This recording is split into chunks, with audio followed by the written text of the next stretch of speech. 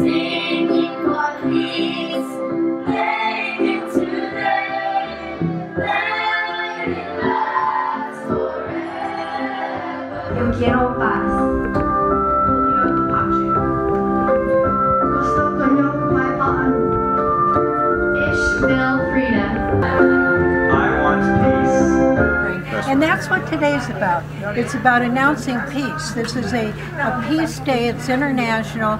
We're going to be seen live stream all over the world right now. And it is Aqeela Sherrills. Yes. How are you? I'm wonderful.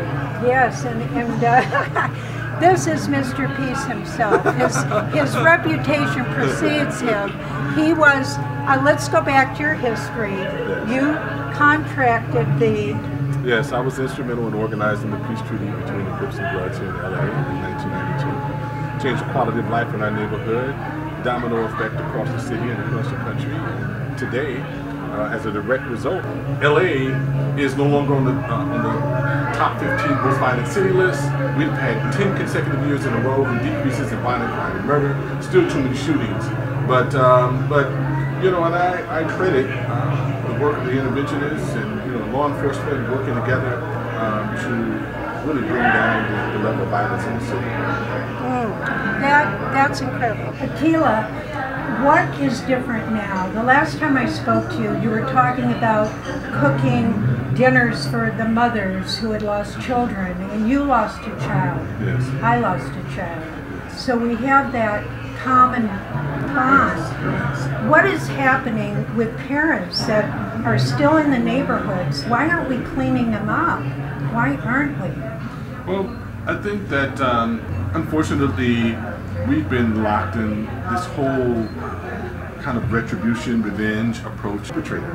However, we don't deploy healers and therapists and counselors at the same level, to address the high levels of vicarious trauma, hypervigilance, traumatic stress that result from the experience. And I think it's just because, I think a large part of it is because of race, racism in this country. Black and brown folks still haven't been humanized in the culture properly. And even though we have a black president and all that type of stuff, we still haven't had an authentic dialogue around race and systemic racism and how it plays itself out. I think that there is a lot of efforts that are happening now on the ground, in the neighborhood, specifically around healing. You're doing that. You Yes. have a center. Tell us about your center. So I have a small organization called the Reverence Project, in which we host authentic conversations and dialogues, supporting people to talk about the deep secrets in their personal life as a way of accessing the gift of who they are.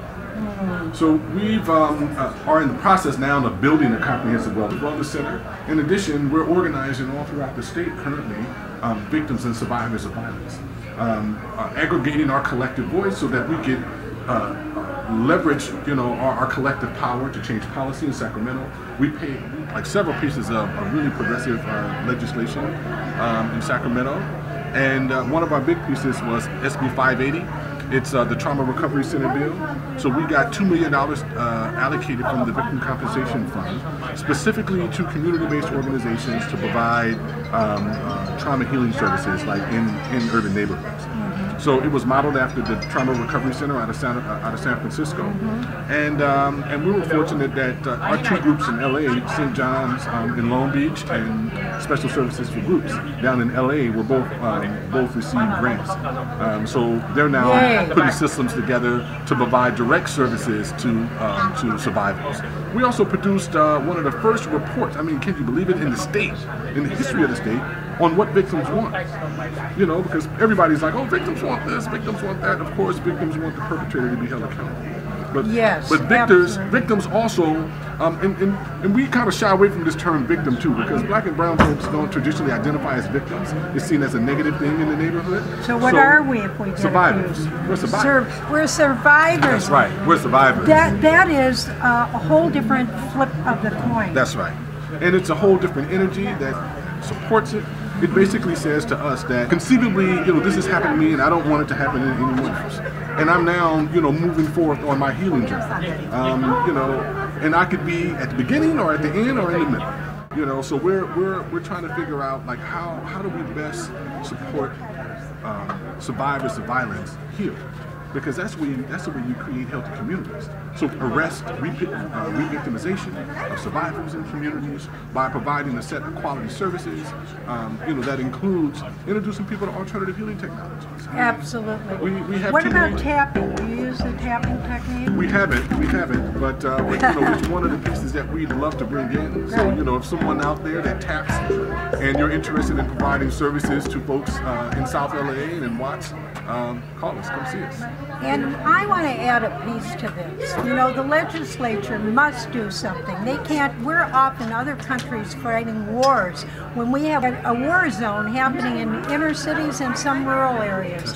So this is unacceptable. And by the way, survivors are every color, creed, race, religion. So we need to get over ourselves and recognize our brothers, our sisters. We don't want anyone suffering. And that's what today's about. We have one of the greatest peace leaders here, and they're coming in. Hey to the man. One way out.